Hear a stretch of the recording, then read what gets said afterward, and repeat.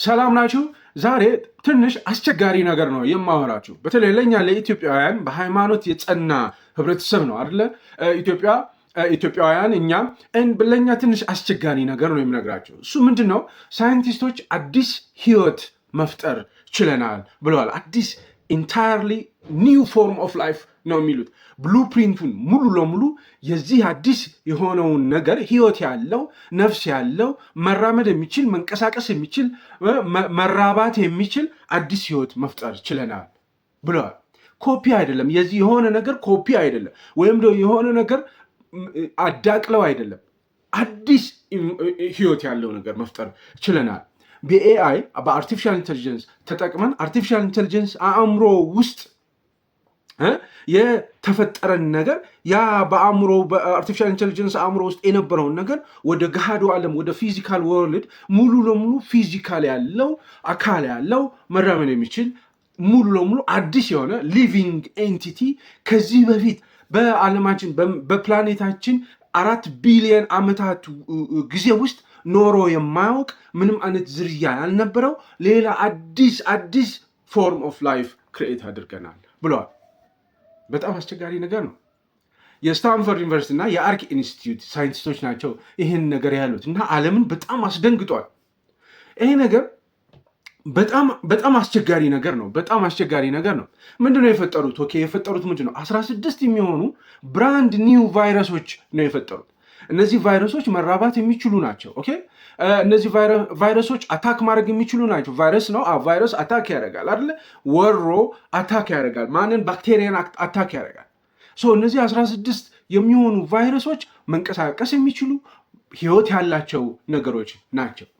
እና እነዚህ ቫይረሶች እነሱ እንደሚሉት ሂውማን ሴል የሂውማን ሴልን አያጠቃም፣ የፕላንት ሴሎች የእጽዋት ሴሎችን አያጠቃም፣ እንደዚሁም ደግሞ የእንስሳት ሴሎችን አያጠቁም። ነገር ግን ህይወት ያላቸው ናቸው። ሆስት አላቸው። ሆስት ካላቸው ህይወት አላቸው ማለት ነው። ሬፕሊኬት ማድረግ የሚችሉ ናቸው። ቅድም እንዳልኳችሁ ሪፕሮዲውስ ማድረግ የሚችሉ ናቸው። እነዚህ ኤአይ የፈጠራቸው 16ቱ ቫይረሶች ከዚህ በፊት ያልነበሩ ዝርያቸው ያልነበረ አዲስ ፎርም ኦፍ ላይፍ ነው። አዲስ ህይወት ያላቸው ነገሮች ናቸው። በተደጋጋሚ አዲስ ምናምን ምልበት ምክንያት ምንድን ነው? ሁሉም ነገር የሆነ አንሴስተር አለው። ባለፉት 4 ቢሊዮን ዓመታት የምድራችን ዕድሜ 4 ቢሊዮን ብንለው በዚህ 4 ቢሊዮን ሁሉም ሊቪንግ ኦርጋኒዝም እኛን የሰው ልጆችን ጨምራችሁ እጽዋት፣ እንስሳትን፣ ሌሎችም ሁሉም ሊቪንግ ኦርጋኒዝምስ ነፍስ ያላቸው ነገሮች በሙሉ በአንድም ይሁን በሌላ ዝርያ አላቸው። አጎት አለው፣ አክስት አለው፣ አያት አለው፣ ቅድመ አያት አለው። የሆነ ቼን ኦፍ ሰንሰለት አለ። ዝም ብሎ የሆነ ቦታ ላይ ብቅ ብሎ የመጣ ነገር የለም። from the first day of creation ከመጀመሪያው የፍጥረት የቀን ጀምሮ የሆነ ሪሌሽን አለ፣ የሆነ ዝርያ፣ የሆነ ገመድ አለ የሚያስተሳስረን ማለት። እነዚህ 16ቱ ቫይረሶች እዚህ ቼን ኦፍ እንትን ውስጥ የሌሉ አዲስ ፍጥሮች ናቸው፣ አዲስ ፍጥረታት ናቸው። እስቲ ቆም ብላችሁ አስቡት።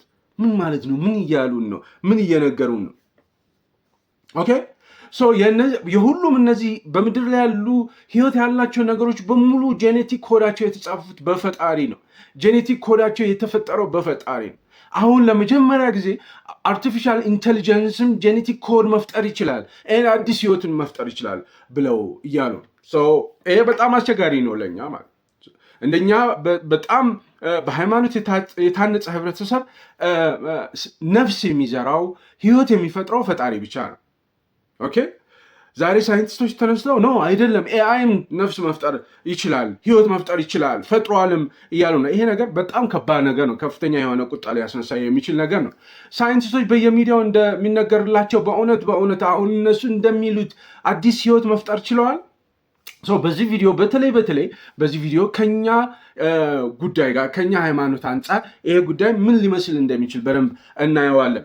ምክንያቱም ከፍተኛ የሆነ መንፈሳዊ ቀውስ ሊፈጥር ስለሚችል ይሄ ግኝት የሳይንቲስቶች ማህበር በጣም ፈንዳሜንታል የሆነ በጣም አስደናቂ የሆነ የሞደርን ባዮቴክኖሎጂ ግኝት ነው ይላሉ። ምክንያቱም በውስጡ ብዙ ተስፋዎች አሉት ይላሉ። አንደኛ ኢንኪውረብል የሆኑ ዲዚዝ መዳን የማይችሉ በሽታዎችን ማዳን ይቻላል ይላሉ። ሁለተኛ ፐርሰናላይዝድ የሆነ ህክምና መስጠት ያስችላል ይላል።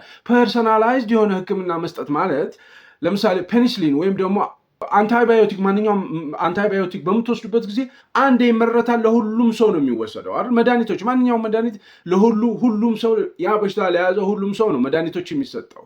በዚህኛው አዲስ ግኝት ግን አዲስ ተስፋ አምጥቷል የሚሉት ምንድን ነው? ለአንድ ሰው አንድ መድኃኒት መስራት ያስችላል። በቃ እኔ ጉንፋን ከያዘኝ ለጉንፋኑ በሽታ የሚያድነኝ ለእኔ ብቻ ተብሎ ፐርሰናላይዝድ የሆነ አንድ ድራግ ሊሰራልኝ ይችላል ብለው ይላል። ነገር ግን እነሱን ያስጨነቃቸው እነዚህ የሳይንቲስቶች ማህበር ያስጨነቃቸው ነገር ዛሬ እነዚህ 16ቱ ቫይረሶች ምንም አይነት ሰውን ማጥቃት አይችሉም፣ ወይም ደግሞ ሰውን ለማጥቃት የተፈጠሩ አይደሉም። የሂውማን ሴል ማለት ነው፣ ወይም ደግሞ የእጽዋት ሴሎችን ወይም ደግሞ የእንስሳት ሴሎችን ማጥቃት የማይችል ሃርምለስ የሆኑ ቫይረሶች ናቸው የተሰሩት። ኦኬ።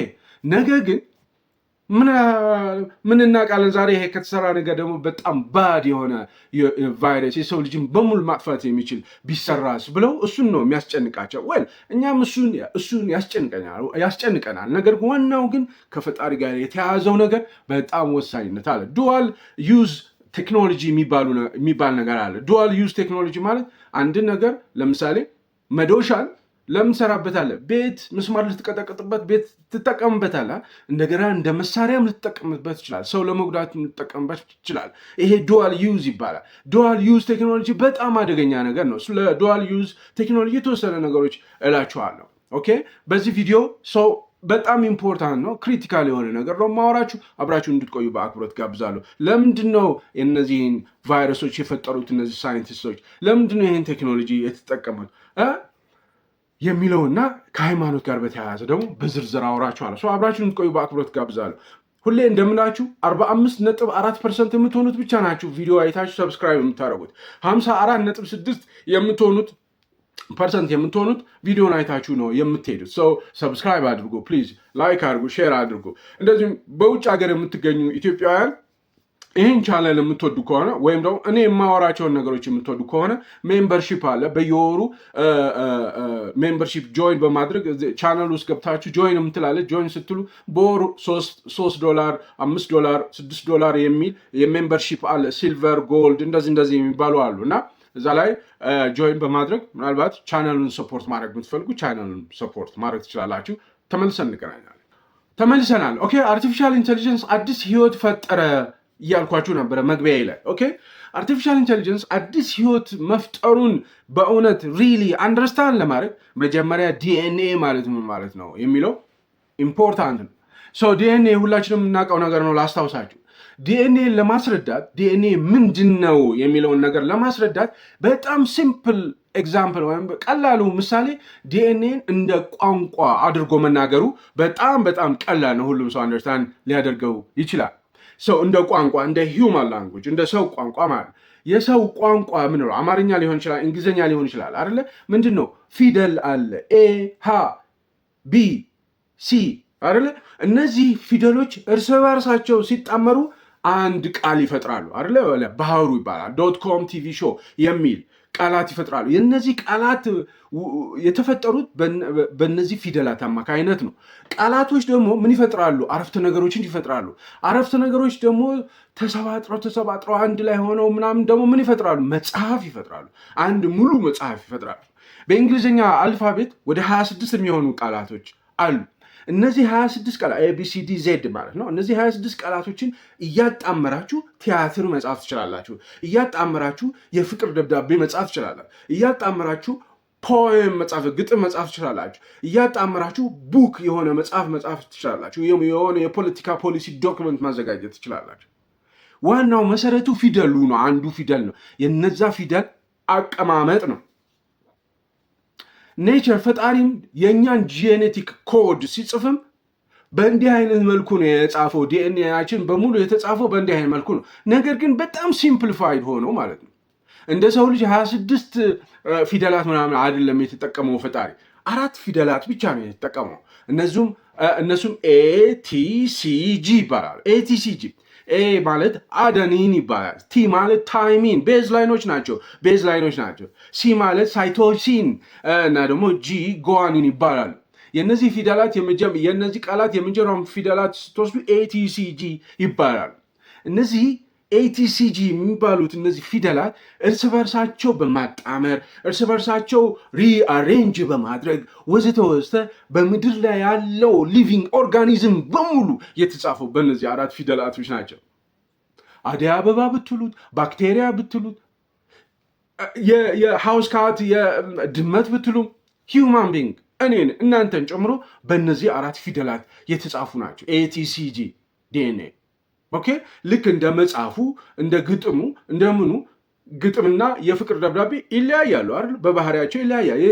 የፍቅር ደብዳቤና ግጥም ይለያያል። የቲያትር ጽሁፍና የፊልም ስክሪፕትና ዝም ብሎ የኢሜል ጽሁፍ ይለያያል አይደል? የፖሊሲ ዶክመንትና የሌላ አይነት ጽሁፍ ይለያያል። ነገር ግን ሁሉም በአማርኛ ፊደላት ተዋቅረው የተጻፉ ናቸው። ልክ እንደዛው እኛም በኤቲሲጂ ፊደላት መዋቅር የተጻፍን ብንሆንም የኔ የሂውማን ቢንግ የተጻፈበት ልክ እንደ ፍቅር ደብዳቤ ወይም ደግሞ እንደ ግጥም እንደ መጽሐፍ የተለየ ነው ከሌላው ከባክቴሪያው ወይም ከባህር ዛፍ ጋር ወይም ደግሞ ከአደይ አበባ ጋር አደይ አበባ የተጻፈበትና እኔ የተጻፈበት ይለያያል፣ ግን ፊደሎቹ እነዛው ናቸው ማለት ነው። ስለዚህ በአንድ ባህር ዛፍና በአንድ ሂውማን ቢንግ በአንድ ሰው መካከል ያለው ልዩነት ምንድን ነው? የኤቲሲጂ አቀማመጥ ሪአሬንጅመንት ለውጥ ነው፣ ሌላ ነገር የለውም ነው። ኦኬ ሰውና ባህር ዛፍ እንዴት ይነጻጸራል? ምናምን ወደዛ ውስጥ አትግቡ። ታች ሲምፕል የሆነውን ነገር ነው የማወራቸው። ሰው በዚያ መልኩ ነው ጄኖም ወይም ጄኔቲክ ኮዳችን የተጻፈው ማለት። ጄኖም ማለት ትንሽ ኢንስትራክሽናል ማኑዋል ነው ማለት እንዴት እንደምናድግ ሴሎቻችን እንዴት እንደሚያድጉ፣ እንዴት ራሳቸውን ከአደጋ እንዴት መጠበቅ እንደሚችሉ፣ እንዴት ሴሎቻችን ራሳቸው ከጉዳት እንዴት ሪፔር መጠገን እንደሚችሉ ወዘተ የሚያሳይ የሚመራ ማለት ነው። ሴሎቻችን ውስጥ ያሉ ሴሎቻችን ሲያረጁ ጡረታ እንዴት እንደሚወጡ የሚናገር ወዘተ ወዘተ ነው። በዛ ምክንያት ሰውነታችን እያደገ የሚሄደው እንዲህ አይነት ፊት የሚኖረው እንዲህ አይነት ፂም የሚወጣው ወዘተ ሴሎቻችን በተሰጣቸው ኢንስትራክሽን መሰረት ፈንክሽን እያደረጉ ስለሆነ ነው።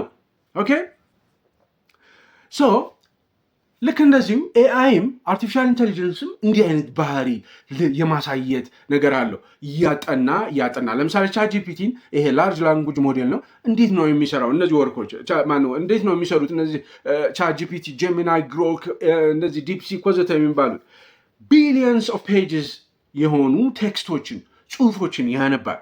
ለመጽሐፎችን አንብቧል። ቻትጂፒቲ አርቲክሎችን፣ ዌብሳይት ላይ ያሉ ነገሮችን በሙሉ ኮንቨርሴሽኖችን በሙሉ ምድር ላይ ያሉ መጽሐፎችን በሙሉ የተጻፉ የሰው ልጅ የጻፋቸው ሁ ሂ ሃ ሄ ፐፑ ሁሉንም ነገር አነበባቸው ማለት ነው። አነበባቸውና ከዛ ሰምሃው በእነዚህ ኮንቴክስቶች ውስጥ ፓተርን አንደርስታንድ ማድረግ ጀመረ። ፓተርን ኦኬ ልጆቻችሁ እንዴት ነው የአማርኛ መናገር የጀመሩት? ቻው ስትሏቸው ቻው የሚሉት ደህና ነሽም ቀስ በቀስ ደህና ነኝ የምትሏን ቃል አይተው የደህና ነኝ ቃላትን አወቃቀሩን ትንሽ እየገባቸው ሲሄዱ ነው። ከዛ በኋላ አንደርስታንድ አደረገው ቻትጂፒቲ ማለት ጀሚናይ ሙሉን አንደርስታንድ አደረገው። የሂውማን ግራመር ሩልን አንደርስታንድ አደረገው።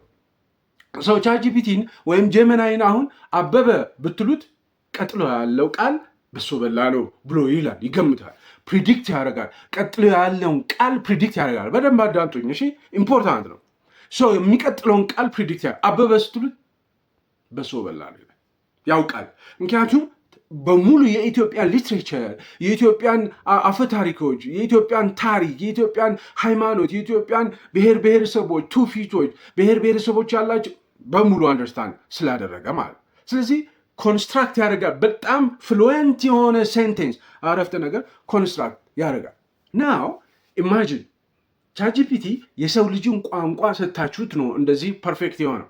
አሁን the same technology is the same ዘዴ ሂደት ተጠቅማችሁ አንድ ኤአይ አለ እንበል፣ ኢቮ ይባላል። በነገራችን ላይ ይሄ ኤአይ ምን ሰጡት? ሂውማን ቴክስት ሳይሆን የሰጡት እነዛን ኤቲሲጂ ጄኔቲክ ኮዶችን ሰጡት። የማን የብዙ አኒማሎች የብዙ ሊቪንግ ኦርጋኒዝምስ የተሰሩበትን የጄኔቲክ ኮድ ኤቲሲጂ አቀማመጥ ሪአሬንጅመንት ሰጡት እና ያነብ ጀመረ፣ ትሬን ማድረግ ጀመረ፣ እያወቀም መጣ፣ ፎርሙላው ገባው፣ የሆነ ግራመሩ ተረዳው ማለት ነው።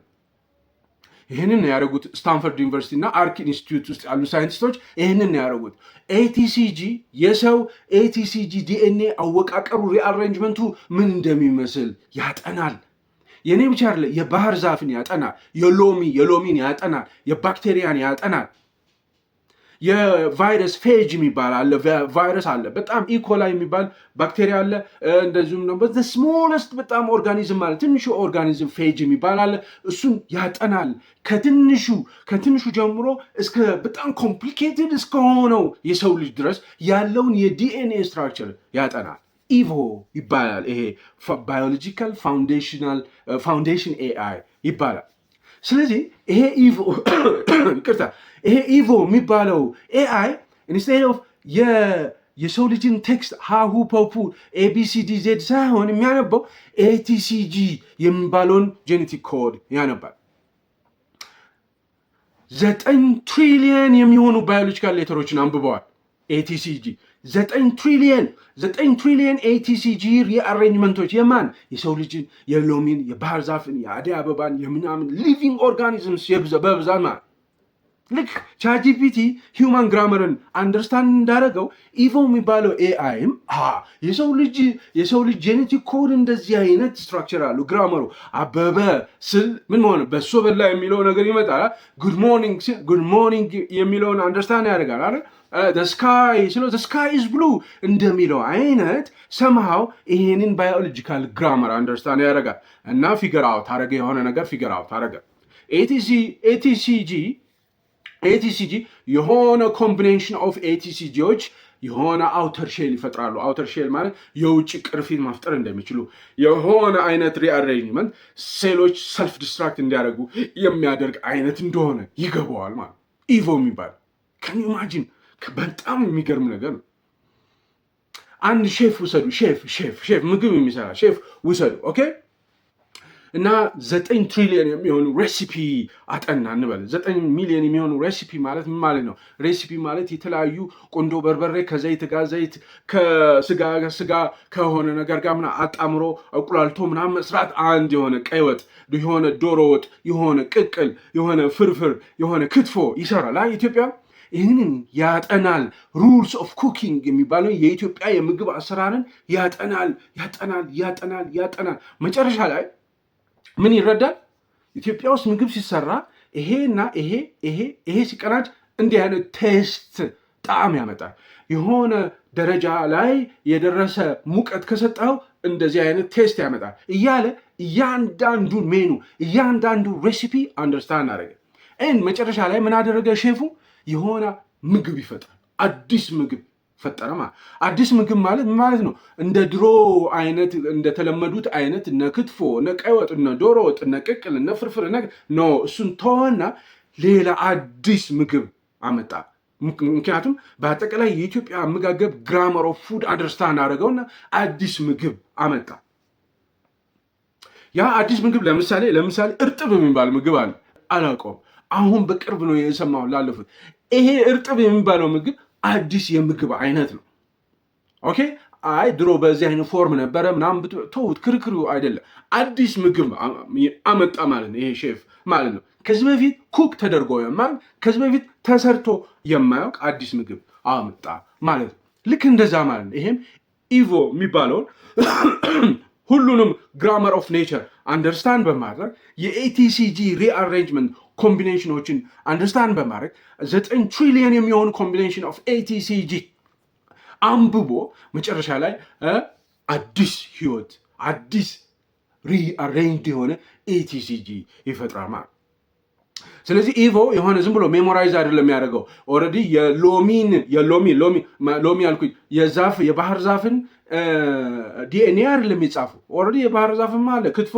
የክትፎን እኮ አይደለም የሰራው ሰውየው፣ ሌላ ነው የፈጠረው። የባህር ዛፍን አይደለም የፈጠረው። ይሄ 16 አዲስ ቫይረሶችን 16 ከዚህ በፊት ኖሮ የማያውቁ ቫይረሶችን 16 ከዚህ በፊት ሬላቲቪቲ የሌላቸው ማነው ሪሌሽን የሌላቸው በዘመድ አዝማድ የሌላቸው አዲስ ነው የፈጠረው ማለት ነው። ከዛ ኢቮን በዚህ አይነት መልኩ ካሰለጠኑት በኋላ አንድ ነገር ላይ ፎከስ ማድረግ ፈለጉ። PHI 174 የሚባል አለ። በጣም ትንሽ ኦርጋኒዝም አለ። ባክቴሪዮፌጅ ይባላል። ባክቴሪዮፌጅ ወይም ደግሞ ሲምፕሊ ፌጅ ማለት ትችላላችሁ። ፌጅ ማለት በተፈጥሮ ያለ ነው፣ ማይክሮስኮፒክ የሆነ ቫይረስ ነው እና ይሄ ቫይረስ ኤክስክሉሲቭሊ ወይም ደግሞ በአንድና አንድ ተግባር ነው ያለው። እሱንም ሄዶ ባክቴሪያን ማጥቃት ነው፣ ባክቴሪያን ኢንፌክት ማድረግ ነው ስራው። ኦኬ ይሄ ፌጅ የሚባለው ማለት ሰው እሱ ላይ ኢንትረስት አደረባቸው ማለት ለምን ኢቮን ተጠቅመን አንድ ሌላ አዲስ ፌጅ ለምን አንፈጥርም? አዲስ ቫይረስ በዚህ መልኩ እንደዚህ የተጻፈ ለምን አንፈጥርም የሚል እንትን ውስጥ ገቡ ማለት ነው። ኦኬ በእርግጥ ይሄ ሂውማን ሴልን አያጠቃም፣ ቅድም እንዳልኳችሁ ነው። ፕላንት ሴሎችን፣ አኒማል ሴሎችን አያጠቃም፣ ባክቴሪያን ብቻ ነው። እና ፒኤችአይ እንዳልኳችሁ ፒኤችአይ በጣም ሲምፕለስት ኦርጋኒዝም ኢን ባዮሎጂ ሳይንቲስቶች ላለፉት ምዕት ዓመታት ሲያጠኑበት የነበረ ነገር ነው። እና ምን አደረጉ? ፒኤችአይ 15,000 የሚሆኑ ክሎዘስት ቫይራል ሬላቲቭስ አሉት፣ ዘመድ አዝማዶች አሉት 15,000 የሚሆኑ። ይሄ ፒኤችአይ 174 የሚባለው 15,000 የሚሆኑ ዘመድ አዝማዶች አሉት። ምንድነው አያቶች፣ ቅድመ አያቶች፣ ቅምቅም አያቶች ምናምን አሉት። የ15,000 የጄኔቲክ ኮድ የዚህ ኤቲሲጂ ሪአሬንጅመንት ኮምቢኔሽን እንዲያጠና አደረጉት። በቃ አጠና ማለት በሌላ አነጋገር በምድር ላይ በፍቅር ላይ የተጻፉ ግጥሞች አሉ አይደል? በምድር ላይ በፍቅር ላይ ብቻ የተጻፈ ቤዝድ ፍቅር ላይ የተጻፉ ግጥሞቹን በሙሉ ሰብስባችሁ አምጥታችሁ ለአንድ ኤአይ ታስተምሩታላችሁ። በቢሊዮን የሚቆጠሩ ግጥሞች ናቸው። ሁሉም ፎከስ ያደረጉት በፍቅር ላይ ነው። ሰው ያነብና መጨረሻ ላይ እስከ ዛሬ ድረስ ተጽፎ የማያውቅ አዲስ የፍቅር ግጥም ይጽፋል ማለት ነው።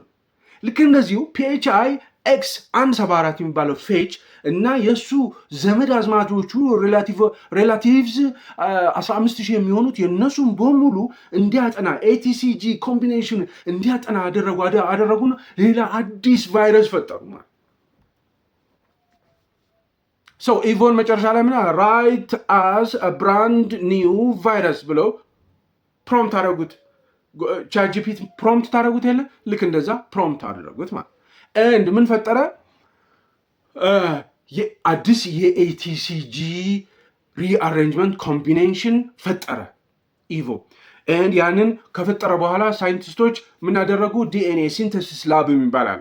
እዛ ዲኤንኤ ሲንተሲስ ላብ ውስጥ አስቀመጡት። ዲኤንኤ ሲንተሲስ ላብ ማለት ስፔሻላይዝድ የሆነ ፋሲሊቲ ነው። ኦኬ እንግሊዝኛ ብዙ አትጠቀም ትሉኛላችሁ፣ ግን አልቻልኩበትም። እነዚህ የዲኤንኤ ሲኩዌንስን የሚያጠኑና አርቲፊሻል ዲኤንኤ ሲኩዌንስን የሚያጠና ላብራቶሪ ነው። ኦኬ በጣም ሶፊስቲኬትድ ነው። ሰው እዛ አስገቡት። ከኢኮላይ የሚባል ባክቴሪያ አለ። እዛ ባክቴሪያ ጋር ይሄንን የዲኤንኤ ስትራክቸር የዲኤንኤ ሲኩዌንስ ያለውን አርገው ኢኮላይ ጋር ሲያስቀምጡት ይሄ ባክቴሪያው ኢኮላይ የሚባለው ባክቴሪያ የራሱ ሲኩዌንስ ራሱን መሰለው። ከዛ በኋላ ውስጡ ገባ ማለት ውስጡ ማንም የሚገባ ይሄ ኤአይ ጀነሬትድ ዲኤንኤ ሲኩዌንሱ ባክቴሪያ ውስጥ ገባ። ባክቴሪያው ሆስት ሲሆነው ውስጡ መራባት ጀመረ፣ ነፍስ ያለው ምናምን ሆነ። መጨረሻ ላይ ኢኮላይ የምትባለው ባክቴሪያን አፈንድቷት ወጡ ማለት። በመቶዎች የሚቆጠር ተራብቶ ቫይረስ ደዛ አይደለ የሚያደርገው ይራባል አይደለ? ተራባ ማለት ኢኮላይ ባክቴሪያን መጀመሪያ ዲኤንኤው ኤአይ ጀነሬትድ የሆነው ዲኤንኤ ሲኩዌንስ የሆነ ዲሽ ውስጥ የሳይንቲፊክ ዲሽ ማለት ነው። እዛ ውስጥ አስገቡት። ትሪክ አረገው። ይሄ ባክቴሪያውን ትሪክ አረገው። ከገባ በኋላ ምን ሆነ? ተራባ ውስጥ አፈንድቶት ወጣ። መራባት ጀመረ። ሌላ ባክቴሪያ ፍለጋ መሄድ ጀመረ ማለት ነው። ኦኬ እዛ ባክቴሪያ ውስጥ ሆኖ ሌግ እግር አወጣ። በመቶዎች ጊዜ የሚቆጠር ራሱን ፕሮዲውስ አደረገ። እንደዚህ ፍሎት። ከዛ በኋላ ሰብሮ ወጣ። እንዲህ አይነት ህይወት ተፈጠረ ማለት ነው። ሲንቴቲክ የሆነው ዲዛይን ወደ 285 የሚሆኑ ሲንቴቲክ ዲዛይኖች ነበሩ። ኤአዩ ዲዛይን ያደረገው ማለት ነው። ዲዛይን ያደርገው የፍቅር ግጥም እኔ ስለ እናቴ የሆነ የፍቅር ግጥም የጻፍኩትና ሌላው ገጣሚ ስለ እናቱ የጻፈው የፍቅር ግጥም ይለያያሉ። ተመሳሳይ ግን የእናት ፍቅርን ኮንቬይ የሚያደርገው ሜሴጅ ናቸው ግጥሞቹ ይለያያል። ኦኬ ልክ እንደዛ 285 አይነት የተለያየ ዲዛይን የነበራቸው ሲኩዌንስ ኦፍ ዲኤንኤ ኮዶችን ከዛ ውስጥ 16 የሚሆኑት ፉሊ ፈንክሽናል የሆኑ ሊቪንግ ወይም ደግሞ ሙሉ ለሙሉ ህይወት ያላቸው ቫይረሶችን በዚህ አይነት መልኩ ፈጠሩ ማለት ነው። ሳይንቲስቶች ይህንን ግኝታቸውን ለዓለም ይፋ በሚያደርጉበት ጊዜ በጣም ከፍተኛ የሆነ ፓኒክ ተፈጥሯል። ይሄ እኮ በአጠቃላይ ብሊፍ ሲስተሙን እምነት የሚባለውን ነገር ኮንትራዲክት ያደርጋል ብለው ተጠይቀዋል። የራሳቸው የሆነ አርጊመንት አላቸው ሳይንቲስቶቹ። እነሱ ምንድነው ህይወትን ሴቭ የሚያደርግ ነገር ነው የሰራ ነው፣ መስራት ያለብንን ነገር ነው የሰራ ነው። ለምሳሌ ምን ማለታቸው እንደሆነ ወደዛ ለማየት ስሞክር ምን ማለታቸው መሰላቸው? በአሁኑ ሰዓት ያለው የአጠቃላይ የህክምና ኢንዱስትሪ ይሄ ሞደርን ሜዲሲን የሚባለው ነገር በጣም ከፍተኛ አደጋ ውስጥ የከተተው ነገር አንዱና ትልቁ ነገር የአንታይባዮቲክ ሬዚስታንስ ክራይሲስ ይባላል። አንታይባዮቲክ ሬዚስታንስ ክራይሲስ ይባላል። ምን ማለት ነው? ኦልሞስት ለአንድ ምዕት ዓመት ያክል አንታይባዮቲክስ የሚባለው ከብዙ በሽታ ሲጠብቀን ኖሯል። አንታይባዮቲክ ማለት ፔኒስሊን፣ አሞክሲሊን ምናምን የሚባሉ ለኢንፌክሽን የምንወስዳቸው መድኃኒቶች ማለት። ለምሳሌ የዛገ ምስማር ቆርጦ ኢንፌክሽን ሊፈጠር ይችላል። ወይም ደግሞ ሰርጀሪ ከተሰራ በኋላ ኢንፌክሽን ሊፈጠር ይችላል። ወይም የጉሮሮ ኢንፌክሽን፣ የሆነ ኢንፌክሽን ሰውነታችን ላይ ሲፈጠር ፔኒስሊን እና አሞክሲሊን በቀላሉ ያድኑ ነበረ። ምክንያቱም ባክቴሪያን መግደል ስለሚችሉ ኢንፌክሽን ባክቴሪያ ነው የሚፈጥረው ነው የሚሉት። እና ይሄ አንታይባዮቲክ የሚባለው ነገር በአጠቃላይ አንታይባዮቲክ ሜዲሲን በአንድ የሆነ ዘመን በጣም ገዳይ የነበሩ በሽታዎችን አሁን በቀላሉ ትንሽ የዲስኮምፎርት በቃ አንድ ሰሞን ግን የሚገሉ የነበሩ ናቸው። ነገር ግን በሂደት አንታይባዮቲክ በመጠቀማችን ብዛት ስሩ ዘ ሴንቸሪ ማለት ነው ባክቴሪያዎች ኢቮልቭ ማድረግ ጀመሩ። ምን ማለት ነው? ኤቭሪ ታይም የሆነ አንታይባዮቲክ ፔኒሲሊን አምፒሲሊን ስትወስዱ የሆኑ ባክቴሪያዎች ሰርቫይቭ ያደርጋሉ። ኦኬ ሰርቫይቭ ያደርጋሉ። ኤንድ እነሱ ሰርቫይቭ ያደረጉት ባክቴሪያዎች መልቲፕላይ እያደረጉ አሁን ሱፐር ባግስ ሆነዋል። ምክንያቱም አንቲባዮቲክስን ሬዚስት ማድረግ ይችላሉ። እነ ማርሳ የሚባል MRSA የሚባለው ባክቴሪያ ነው በቃ አንታይባዮቲክ ሬዚስት ያደርጋል። እንደዚሁም ደግሞ ኢኮላይም አለ እንደዚህ ባክቴሪያ፣ እሱም ድራግ ሬዚስት ያደረገ ነው። የተለያዩ መልታይ ድራግ ሬዚስታንት የሆኑ የሳምባ በሽታ አለ፣ ቱበርክሎሲስ አለ። እነዚህ በሙሉ ፔኒሲሊን አንታይባዮቲክ ብትወስዱት ምንም ነገር አይሆንም። አይሆነ እንትኖቹ ባክቴሪያዎቹ የሆነ አርመር ፈጥረዋል ወይም ደግሞ ሺልድ ፈጥረዋል። ይሄ አንታይባዮቲክ ምንም ነገር አያደርጋቸውም ማለት ሰው። ቶሎ ብለን የሆነ ነገር ካልፈጠርን ሳይንቲስቶቹ የሚሉት ቶሎ ብለን ካልፈጠርን በ2050 10 ሚሊዮን የሚሆን ህዝብ ሊያልቅ ይችላል በኢንፌክሽን አማካይነት። ስለዚህ የግድ አንድ ነገር መፍጠር መቻል አለብን። ለዚህ ነው ፌጅ ቴራፒ የተጠቀምነው። ይሄ ፌጅ የምላቸው ይሄ PHIX 1174 ያልኳችሁ እና አሁን አዲስ የተፈጠሩት 16ቱ ቫይረሶች ቀጥታ ሄዶ ባክቴሪያን ማጥፋት የሚችሉ ናቸው።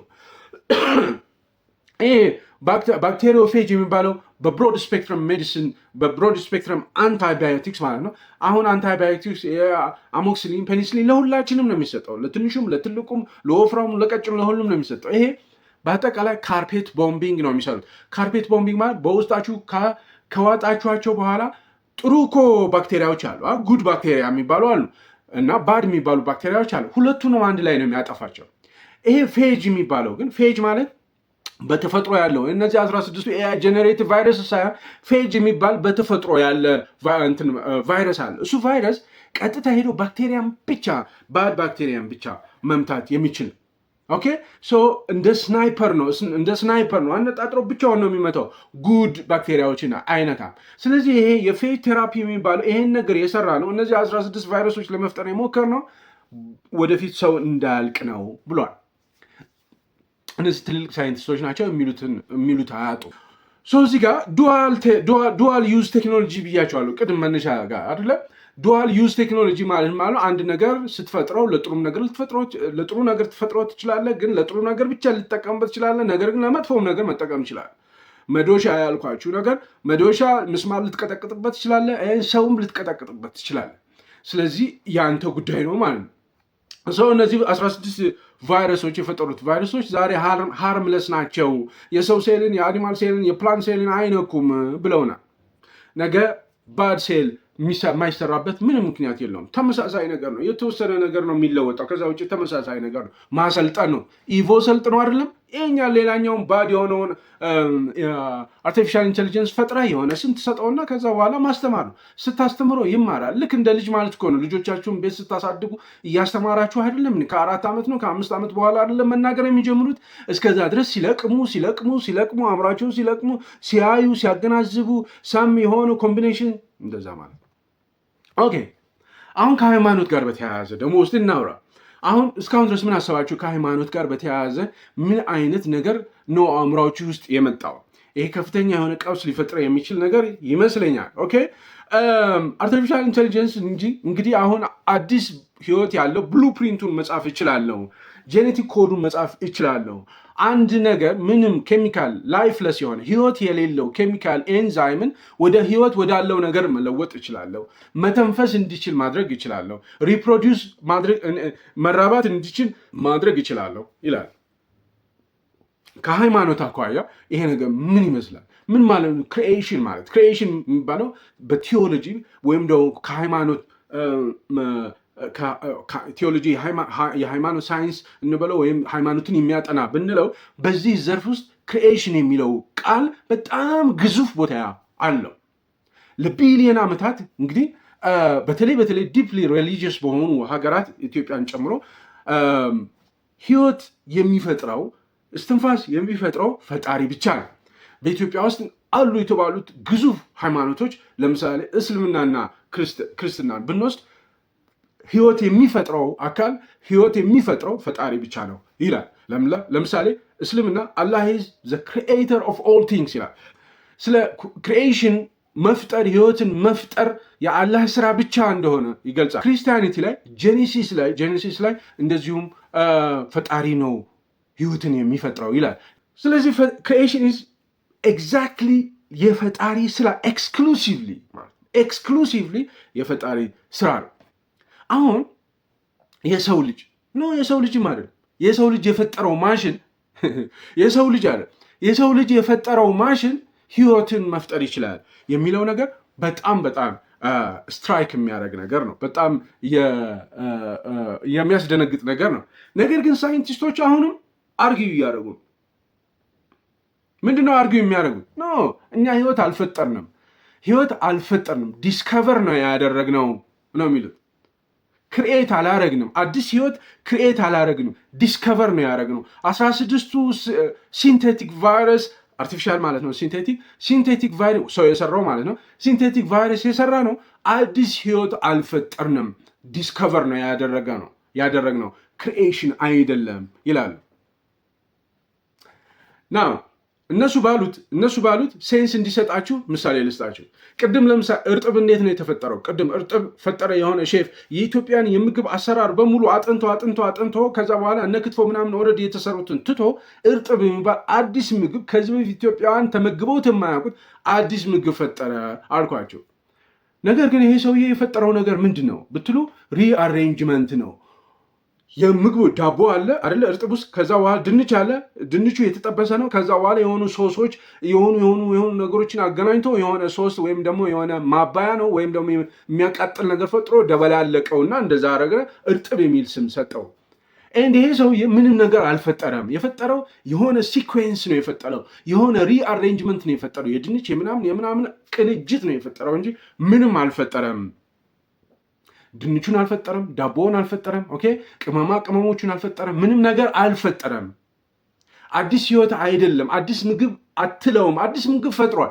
ነገር ግን አዲስ ፍሮም ናቲንግ አይደለም ያመጣው።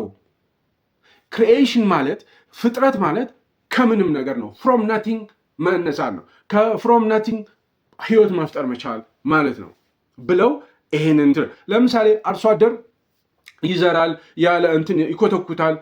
ከዛ ስንዴ ለምሳሌ ይዘራል ይኮተኩታል፣ ውሃ ያጠጣል፣ ምን ይላል መጨረሻ ላይ ስንዴ የሚባል ነገር ያድግለታል፣ ይበቅልለታል። ኦኬ ይሄ ፋርመር ያለውን ነገር ማኒፕሌት ነው ያደረገው እንጂ አፈሩንም እሱ አይደለም የፈጠረው፣ ስንዴውንም እሱ አልፈጠረውም፣ ውሃውንም እሱ አልፈጠረውም።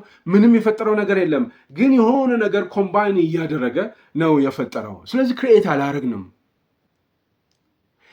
ካለው የቫይረሶች ላርጅ ላይብረሪ ውስጥ ያሉትን ፖሲቢሊቲዎች አጥንተን ሌላ ፖሲብል ሪአሬንጅመንት ወይም ሌላ ፖሲብል የሆነ ኮምቢኔሽን የፈጠርነው ነው የሚል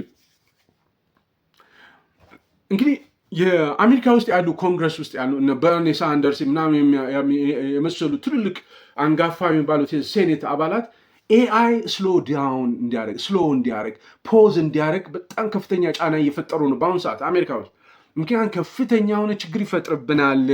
ኤአይ ስሎዳውን ማድረግ አለበት፣ ፖዝ ማድረግ አለበት። በዚሁ አይነት እየተቀጣጠለ የሚሄድ ከሆነ በጣም ከባድ ነው የሚሆነው እያሉ ኦኬ። እኛም እንግዲህ ምን ያህል ተቀብላችሁታል? እናንተ ምን ያህል ተረድታችሁታል? ይሄን ነገር ሳይንቲስቶች እንዳሉት ነው ይሄ ነገር ወይስ ነገ ከነገ ወዲያ እንደዚህ አይነት ችግር መቅሰፍት ውስጥ እንዳይከቱን በመብረቅ እንዳያስመቱን ምን ይመስላችኋል? በእኔ በኩል ጨርሻለሁ። ሀሳብ አስተያየቶቻችሁን መጻፍ ትችላላችሁ። ይህን ቪዲዮ እስከ መጨረሻው ድረስ መከታተላችሁን ለማወቅ 400 ብላችሁ ኮሜንት አድርጉ። ከ400 ይልቅ ግን ሀሳባችሁን ኮሜንት ብታደርጉኝ በጣም ደስ ይለኛል። ላይክ አድርጉ፣ ሼር አድርጉ፣ ይህን ቻናል ሰብስክራይብ አድርጉ። በሌላ ፕሮግራም እንገናኛለን። እስከዛው ድረስ ቻው።